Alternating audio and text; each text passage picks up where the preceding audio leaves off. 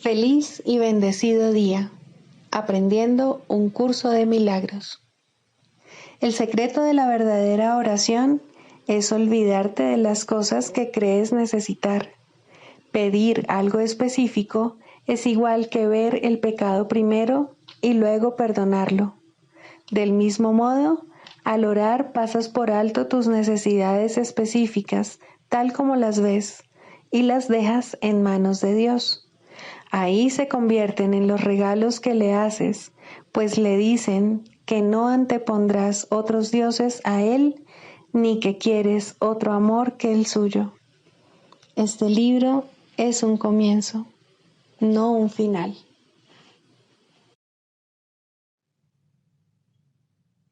Del prefacio que postula, párrafo 11.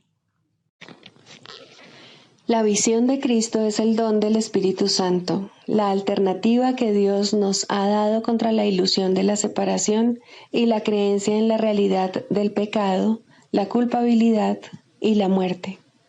Es la única corrección para todos los errores de percepción, la reconciliación de los aparentes opuestos en los que se basa este mundo.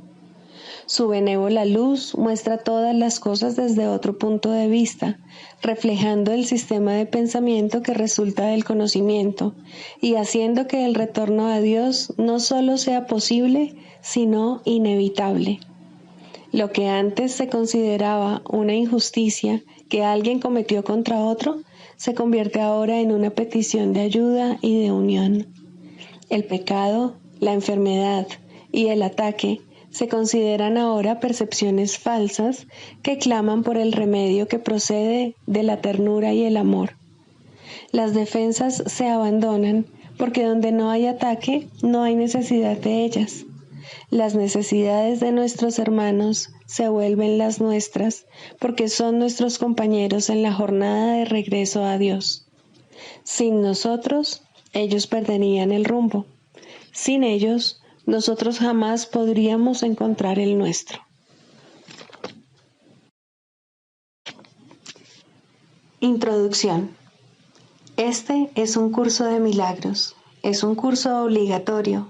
Solo el momento en que decides tomarlo es voluntario. Tener libre albedrío no quiere decir que tú mismo puedas establecer el plan de estudios. Significa únicamente que puedes elegir lo que quieres aprender en cualquier momento dado. Este curso no pretende enseñar el significado del amor, pues eso está más allá de lo que se puede enseñar. Pretende, no obstante, despejar los obstáculos que impiden experimentar la presencia del amor, el cual es tu herencia natural. Lo opuesto al amor es el miedo, pero aquello que todo lo abarca no puede tener opuestos. Este curso puede, por lo tanto, resumirse muy simplemente de la siguiente manera. Nada real puede ser amenazado. Nada irreal existe. En esto radica la paz de Dios. Capítulo 1. El significado de los milagros. Primero, principios de los milagros.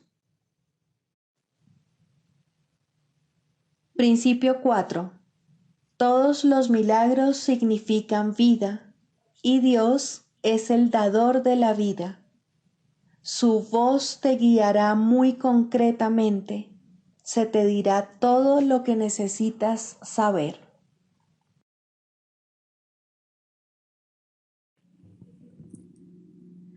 Capítulo 1. El significado de los milagros. 3. La expiación y los milagros.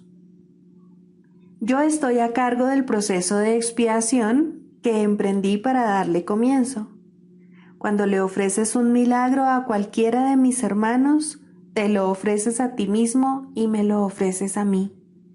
La razón por la que te lo ofreces a ti mismo primero es porque yo no necesito milagros para mi propia expiación, pero estoy detrás de ti por si fracasas temporalmente. Mi papel en la expiación es cancelar todos los errores que de otro modo tú no podrías corregir. Cuando se te haya restituido la conciencia de tu estado original, pasarás naturalmente a formar parte de la expiación. A medida que compartas conmigo mi renuencia a aceptar error alguno en ti o en los demás, te unirás a la gran cruzada para corregirlos. Escucha mi voz, aprende a deshacerlos y haz todo lo necesario por corregirlos. Tienes el poder de obrar milagros. Yo proveeré las oportunidades para obrarlos, pero tú debes estar listo y dispuesto. El obrarlos trae consigo convicción en la capacidad, ya que la convicción llega con el logro. La capacidad es el potencial.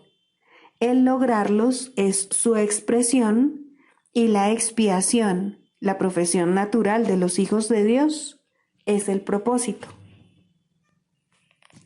El cielo y la tierra pasarán significa que no continuarán existiendo como estados separados. Mi palabra, que es la resurrección y la vida, no pasará porque la vida es eterna. Tú eres la obra de Dios y su obra es totalmente digna de amor y totalmente amorosa. Así es como el hombre debiera pensar de sí mismo en su corazón, pues eso es lo que realmente es. Los perdonados son el medio de la expiación. Al estar infundidos por el Espíritu, perdonan a su vez.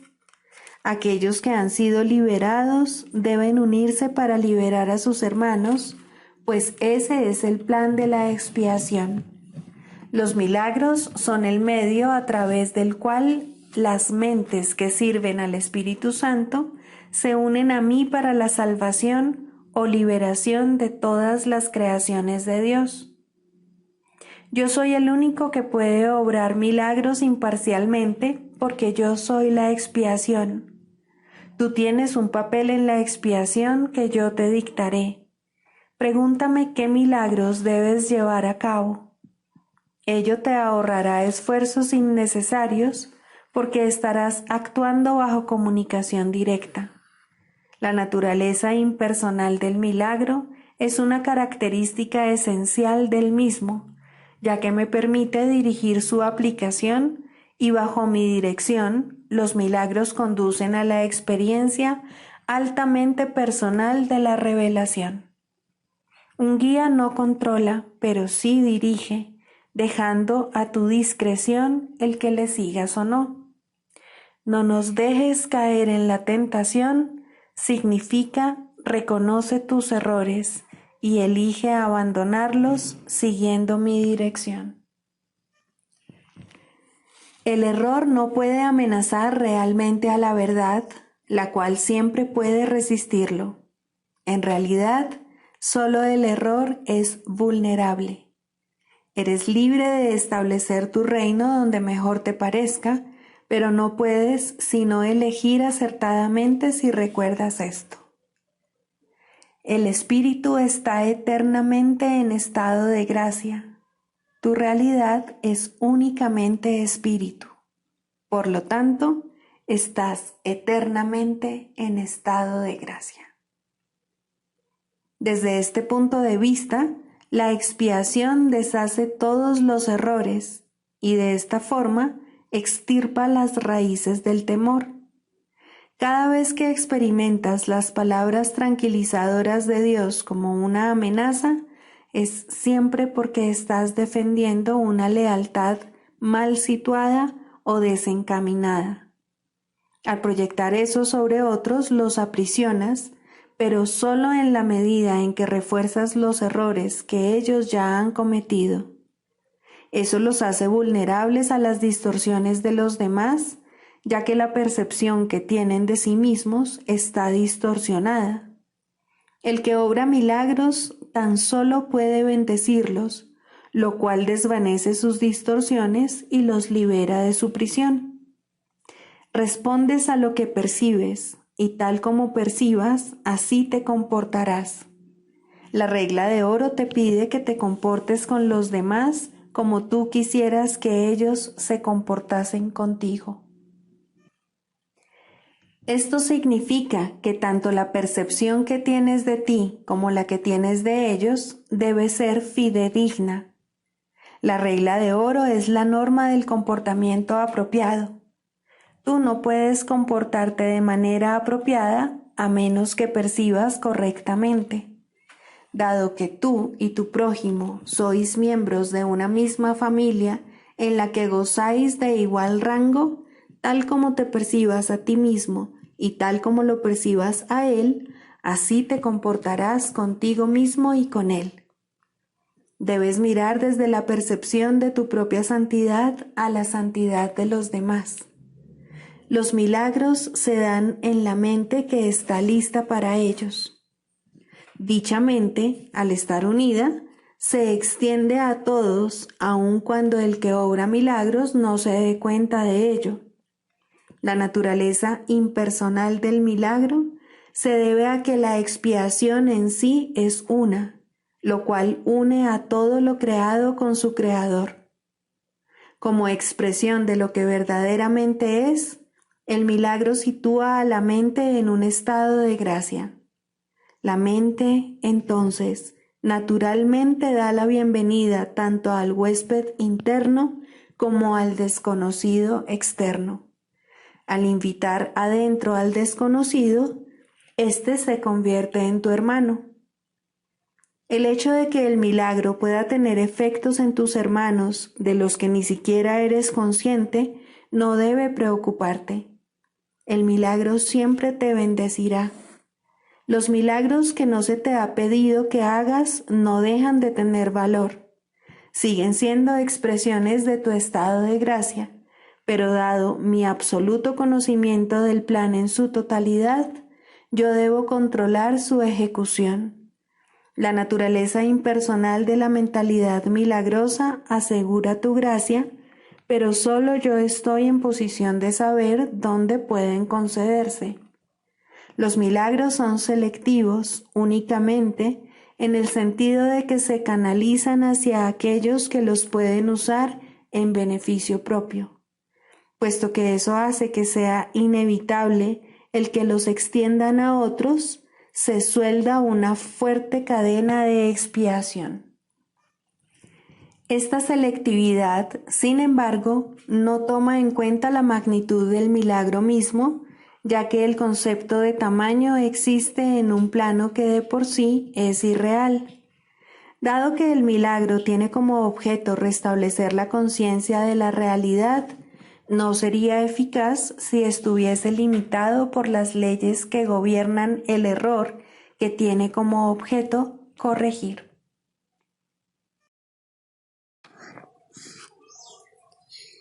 ¿Qué es la salvación? La salvación es la promesa que Dios te hizo de que finalmente encontrarás el camino que conduce a Él, y Él no puede dejar de cumplirla. Garantiza que al tiempo le llegará su fin, al igual que a todos los pensamientos que se originaron en Él. La palabra de Dios se le concede a toda mente que cree tener pensamientos separados, a fin de reemplazar esos pensamientos de conflicto con el pensamiento de la paz. El pensamiento de la paz le fue dado al Hijo en el mismo instante en que su mente concibió el pensamiento de la guerra. Antes de eso, no había necesidad de ese pensamiento, pues la paz se había otorgado sin opuestos y simplemente era. Una mente dividida, no obstante, tiene necesidad de curación, y así, el pensamiento que tiene el poder de subsanar la división pasó a formar parte de cada fragmento de la mente que seguía siendo una, pero no reconocía su unidad. Al no conocerse a sí misma, pensó que había perdido su identidad. La salvación es un deshacer en el sentido de que no hace nada al no apoyar el mundo de sueños y de malicia. De esta manera, las ilusiones desaparecen. Al no prestarles apoyo, deja que simplemente se conviertan en polvo, y lo que ocultaban queda ahora revelado, un altar al santo nombre de Dios, donde su palabra está escrita con las ofrendas de tu perdón depositadas ante Él, y tras ellas, no mucho más allá, el recuerdo de Dios. Acudamos diariamente a este santo lugar y pasemos un rato juntos. Ahí compartimos nuestro sueño final. Es este un sueño en el que no hay pesares, pues contiene un atisbo de toda la gloria que Dios nos ha dado. En él se ve brotar la hierba, los árboles florecer y los pájaros hacer sus nidos en su ramaje. La tierra nace de nuevo desde una nueva perspectiva. La noche ya pasó y ahora nos hemos unido en la luz. Desde ahí le extendemos la salvación al mundo, pues ahí fue donde la recibimos. El himno que llenos de júbilo entonamos le proclama al mundo que la libertad ha retornado, que al tiempo casi le ha llegado su fin y que el Hijo de Dios tan solo tiene que esperar un instante antes de que su Padre sea recordado, los sueños hayan terminado, la eternidad haya disuelto al mundo con su luz y el cielo sea lo único que exista.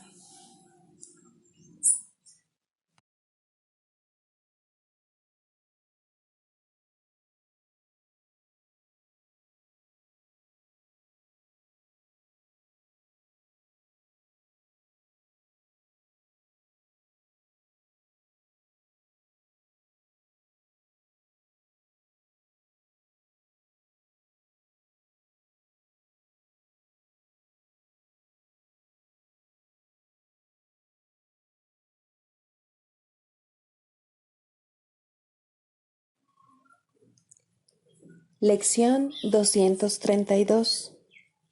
Permanece en mi mente todo el día, Padre mío. Padre mío, permanece en mi mente desde el momento en que me despierte y derrama tu luz sobre mí todo el día.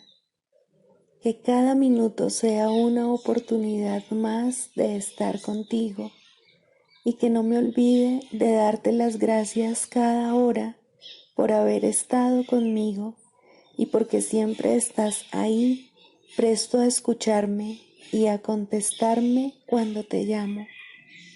Y al llegar la noche, que todos mis pensamientos sigan siendo acerca de ti y de tu amor, y que duerma en la confianza de que estoy a salvo, seguro de tu cuidado y felizmente consciente de que soy tu hijo.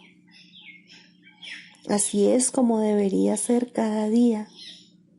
Practica hoy el final del miedo. Ten fe en aquel que es tu Padre. Deja todo en sus manos. Deja que Él te revele todo y no te desanimes, pues eres su hijo.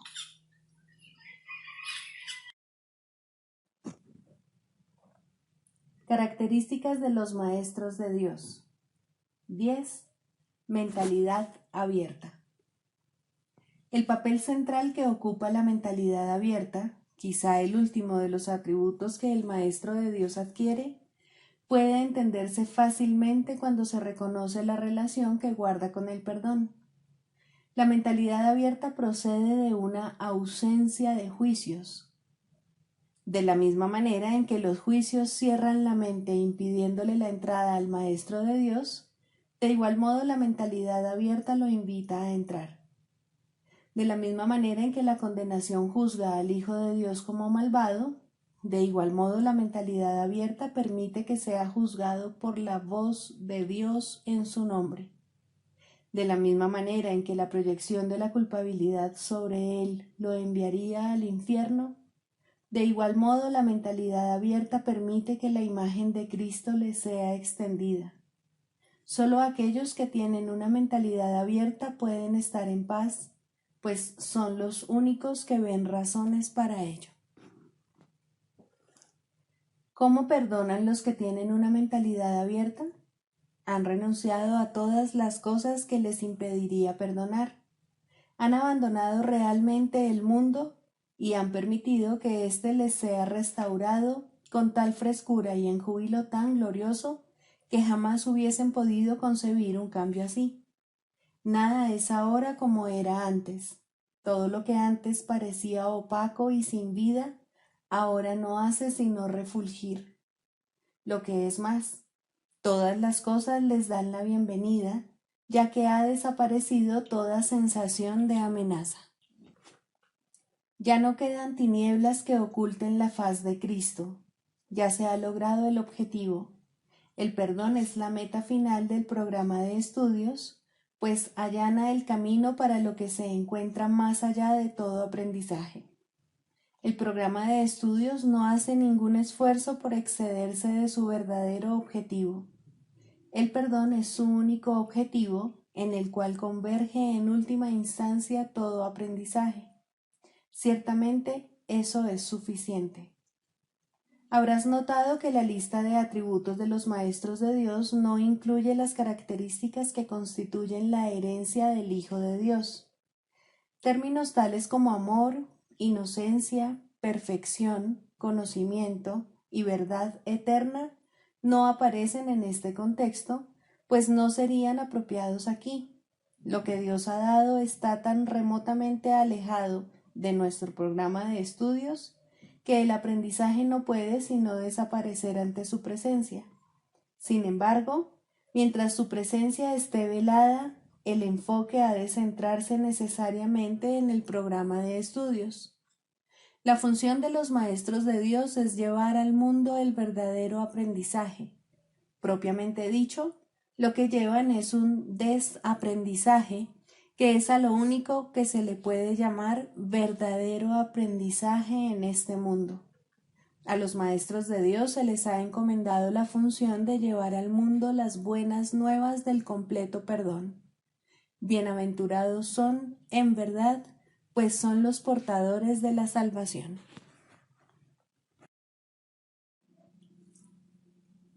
Manual para el Maestro, pregunta 20. ¿Qué es la paz de Dios? Se ha dicho que hay una paz que no es de este mundo. ¿Cómo se puede reconocer? ¿Cómo se puede encontrar? Y una vez que se encuentra, ¿cómo se puede conservar? Consideremos cada una de estas preguntas por separado, ya que cada una refleja un paso diferente en el camino. Examinemos la primera. ¿Cómo se puede reconocer la paz de Dios? La paz de Dios se reconoce al principio solo por una cosa. Desde cualquier punto de vista, es una experiencia radicalmente distinta de cualquier experiencia previa. No trae a la mente nada que haya sucedido antes, no evoca nada que se pueda asociar con el pasado. Es algo completamente nuevo. Existe ciertamente un contraste entre esta experiencia y cualquier experiencia del pasado, pero curiosamente, no es este un contraste que esté basado en diferencias reales. El pasado sencillamente se desvanece y la quietud eterna pasa a ocupar su lugar. Eso es todo. El contraste que se había percibido al principio sencillamente desaparece. La quietud se ha extendido para cubrirlo todo. ¿Cómo se encuentra esa quietud? Nadie que busque únicamente sus condiciones puede dejar de encontrarla. La paz de Dios no puede hacer acto de presencia allí donde hay ira, pues la ira niega forzosamente la existencia de la paz. Todo aquel que de alguna manera o en cualquier circunstancia considere que la ira está justificada, proclama que la paz es una insensatez y no podrá por menos que creer que no existe. En esas condiciones no se puede hallar la paz de Dios. El perdón es, por lo tanto, la condición indispensable para hallarla. Lo que es más, donde hay perdón, tiene que haber paz. Pues, ¿qué otra cosa sino el ataque conduce a la guerra? ¿Y qué otra cosa sino la paz es lo opuesto a la guerra? Aquí el contraste inicial resalta de una manera clara y evidente. Cuando se halla la paz, no obstante, la guerra deja de tener sentido, y ahora es el conflicto el que se percibe como inexistente e irreal. ¿Cómo se conserva la paz de Dios una vez que se ha encontrado? Si la ira retorna en la forma que sea, el pesado telón volverá a caer una vez más, y la creencia de que no es posible que haya paz inevitablemente regresará. La guerra se volverá a aceptar una vez más como la única realidad, y ahora tendrás que deponer tu espada nuevamente, aunque no te hayas dado cuenta de que la habías vuelto a blandir. Pero al recordar, aunque solo sea vagamente, cuán feliz eras sin ella, te darás cuenta de que debiste haberla vuelto a blandir para defenderte. Detente entonces por un momento y piensa en lo siguiente. ¿Prefieres el conflicto o sería la paz de Dios una opción mejor? ¿Cuál te aporta más? Una mente tranquila no es un regalo baladí. ¿No es preferible vivir a elegir la muerte? Vivir es júbilo, pero la muerte no es sino llanto. Ves en la muerte tu escapatoria de lo que has hecho, pero lo que no ves es que tú mismo inventaste la muerte, la cual no es más que una ilusión de un final. La muerte no puede ser una escapatoria porque el problema no radica en la vida. La vida no tiene opuesto, pues es Dios. La vida parece ser lo opuesto a la muerte, porque tú has decidido que la muerte acaba con la vida. Perdona al mundo y comprenderás que nada que Dios creó puede tener fin, y que nada que Él no haya creado es real. Con esta frase se resume nuestro curso. Con esta frase se le da a nuestras prácticas el único objetivo que tienen. Con esta frase se describe el programa de estudios del Espíritu Santo exactamente como es. ¿Qué es la paz de Dios? La paz de Dios no es más que esto, el simple entendimiento de que su voluntad no tiene ningún opuesto. Ningún pensamiento que contradiga su voluntad puede ser verdadero. El contraste entre su voluntad y la tuya tan solo daba la impresión de ser real. En realidad no había conflicto, pues su voluntad es la tuya. Ahora la poderosa voluntad de Dios mismo es su regalo para ti. Él no desea quedarse con ella solo para sí. ¿Por qué querrías mantener tus insignificantes y frágiles alucinaciones ocultas de Él? La voluntad de Dios es una y es lo único que existe. Ese es tu patrimonio.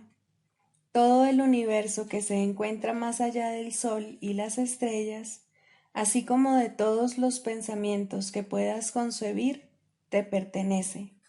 La paz de Dios es la condición para que se haga su voluntad. Alcanza su paz y le recordarás.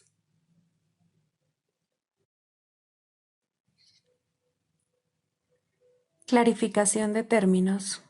Introducción.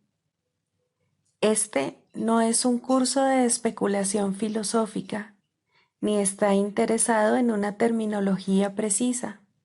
Se orienta únicamente hacia la expiación o corrección de la percepción. El medio de la expiación es el perdón. La estructura de la conciencia individual es esencialmente irrelevante, puesto que es un concepto que representa el error original o pecado original. Estudiar el error en sí no conduce a la corrección, si es que en efecto quieres tener éxito en poder pasarlo por alto. Y es precisamente este proceso de pasar por alto lo que el curso se propone enseñar. Todos los términos son potencialmente polémicos y quienes buscan controversia la encontrarán, mas quienes buscan clarificación también la encontrarán. Deben estar dispuestos, no obstante, a ignorar la controversia, reconociendo que es una defensa contra la verdad que se manifiesta en forma de maniobras dilatorias. Los argumentos teológicos como tales son necesariamente polémicos, ya que dependen de creencias y, por lo tanto, pueden ser aceptados o rechazados. Una teología universal es imposible, mientras que una experiencia universal no solo es posible, sino necesaria. Alcanzar esa experiencia es lo que el curso se propone. Solo cuando ésta se alcanza es posible la consistencia, porque solo entonces se acaba la incertidumbre. Este curso opera dentro del marco de referencia del ego, pues ahí es donde se necesita. No se ocupa de lo que está más allá de todo error, ya que está planeado únicamente para fijar el rumbo en dirección a ello. Por lo tanto, se vale de palabras, las cuales son simbólicas y no pueden expresar lo que se encuentra más allá de todo símbolo. El ego es el único que pregunta, puesto que es el único que duda. El curso simplemente ofrece otra respuesta, una vez que se ha planteado una pregunta. Dicha respuesta, no obstante, no recurre a la inventiva o al ingenio. Estos son atributos del ego. El curso es simple, tiene una sola función y una sola meta. Solo en eso es totalmente consistente, pues solo eso puede ser consistente. El ego exigirá muchas respuestas que este curso no provee. El curso no reconoce como preguntas aquellas que solo tienen la apariencia de preguntas, pero que son imposibles de contestar. El ego puede preguntar ¿cómo sucedió lo imposible? ¿A qué le ocurrió lo imposible? Y lo puede preguntar de muchas maneras, mas no hay una respuesta para ello. Solo una experiencia. Busca solo esta y no permitas que la teología te retrase. Notarás que el énfasis que el curso pone en las cuestiones estructurales es muy breve y solo tiene lugar al principio. Dicho énfasis desaparece muy pronto para dar paso a la enseñanza central. Sin embargo, puesto que has pedido aclaraciones, a continuación se ofrecen unas cuantas para algunos de los términos utilizados.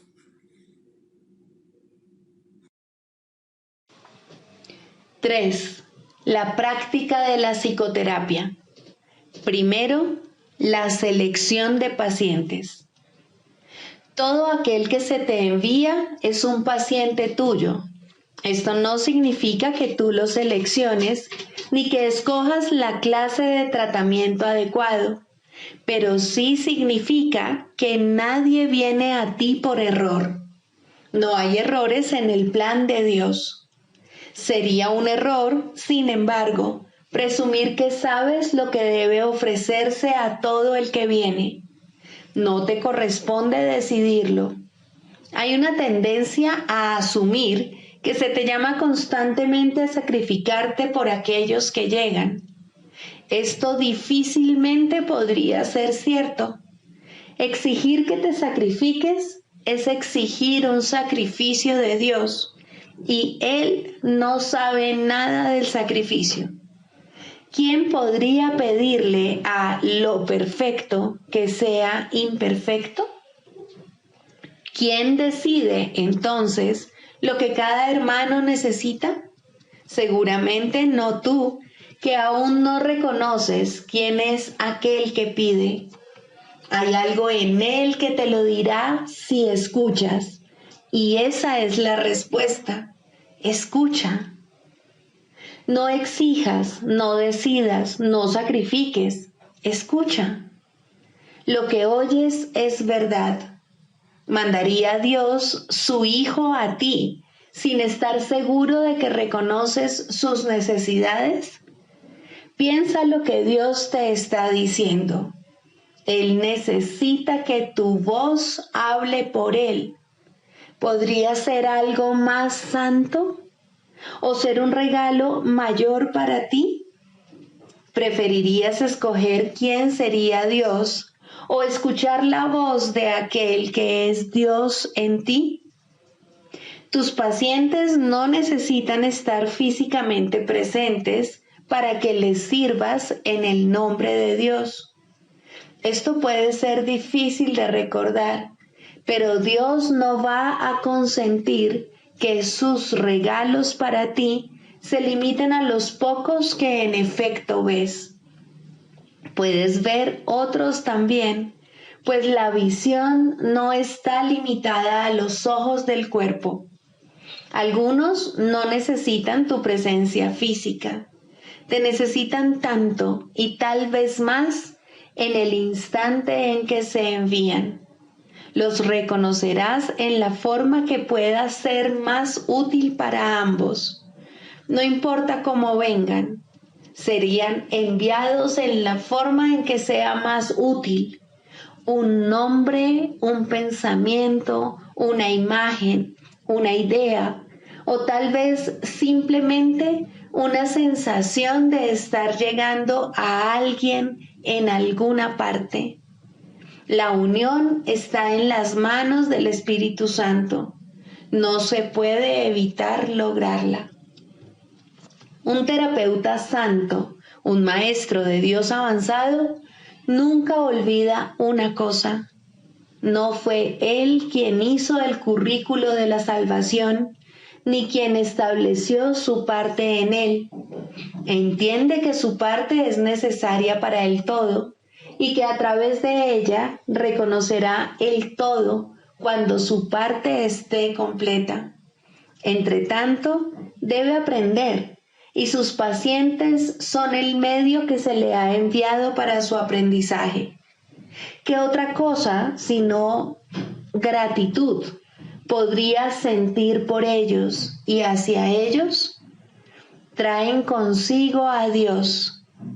¿Rechazaría este regalo por un guijarro o cerraría la puerta al Salvador del mundo para dejar entrar a un fantasma? Que no traicione al Hijo de Dios.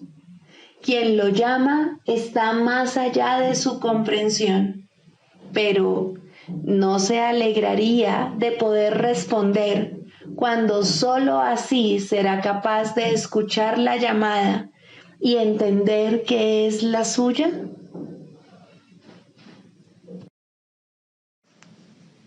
El canto de la oración. Segundo, la falsa curación en contraposición a la verdadera. La falsa curación no es más que un mísero intercambio de una ilusión por otra más agradable, de un sueño de enfermedad por uno de salud. Esto puede ocurrir en los primeros niveles de oración en combinación con un perdón bien intencionado, pero aún no comprendido del todo. Solo la falsa curación puede dar lugar al miedo, de tal manera que la enfermedad es libre para arremeter de nuevo. La falsa curación puede, en efecto, eliminar ciertas formas de dolor y enfermedad, pero la causa sigue ahí y no dejará de producir efectos. La causa sigue siendo el deseo de morir y de vencer a Cristo. Y con este deseo, la muerte es segura, pues a la oración se le da respuesta. No obstante, hay una clase de muerte aparente que tiene otra fuente. No es el resultado de pensamientos hirientes ni de una furia desenfrenada contra el universo. Significa simplemente que la utilidad del funcionamiento del cuerpo ha concluido, de manera que se elige abandonarlo en forma similar a como uno se desprende de una vestimenta desgastada. Esto es lo que debiera ser la muerte, una elección tranquila que se lleva a cabo felizmente y con una sensación de paz, pues el cuerpo se ha usado con bondad para ayudar al Hijo de Dios en el camino que lo lleva a su Padre. Le damos las gracias al cuerpo por el servicio que nos ha prestado, pero nos sentimos agradecidos también de que ya no haya necesidad de seguir transitando por el mundo de las limitaciones, ni de alcanzar al Cristo en formas borrosas y, a lo sumo, poder verlo claramente en amorosos destellos. Ahora podemos contemplarle sin velos, en la luz que hemos aprendido a ver nuevamente. Llamamos a esto muerte, pero es libertad. No se presenta en formas que parecen imponerse con dolor a una carne renuente, sino como una dulce bienvenida a la liberación.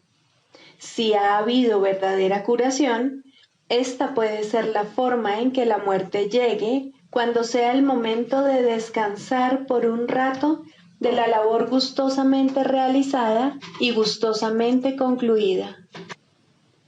Ahora nos dirigimos en paz a una atmósfera más despejada y a climas más suaves, donde no es difícil ver que los regalos que dimos nos fueron salvaguardados. Cristo nos resulta más claro ahora. Su visión es más sostenida en nosotros.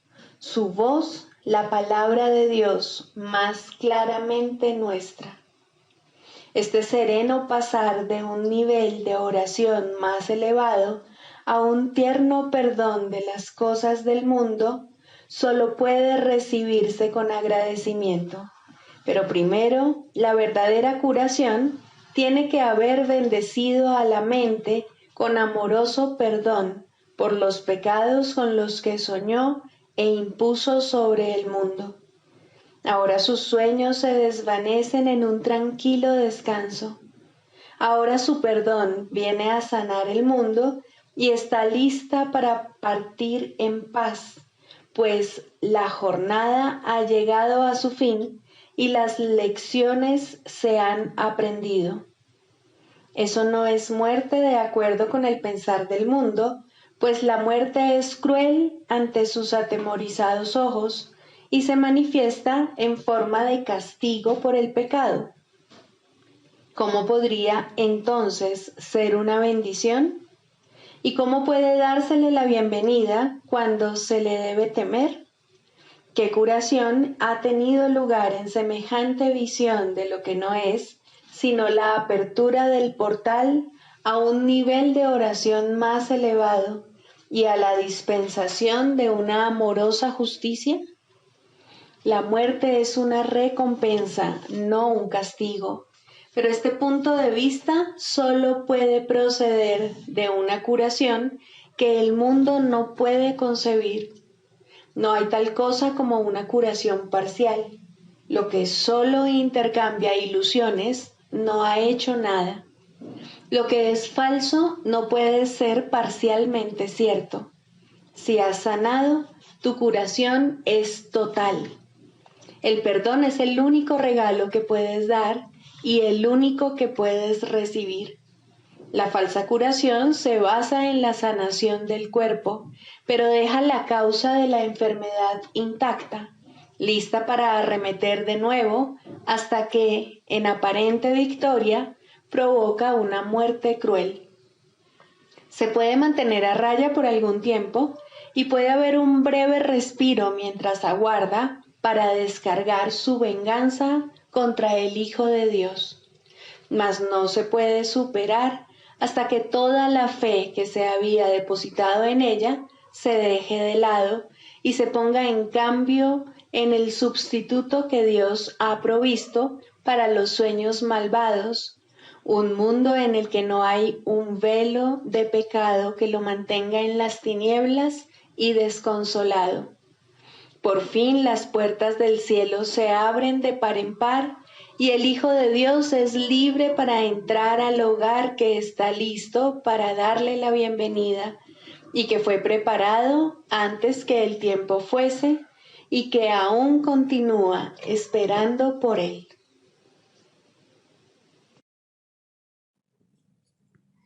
Sigamos a Jesús haciendo del perdón algo tan natural como respirar y algo tan vital como el aire. Amén.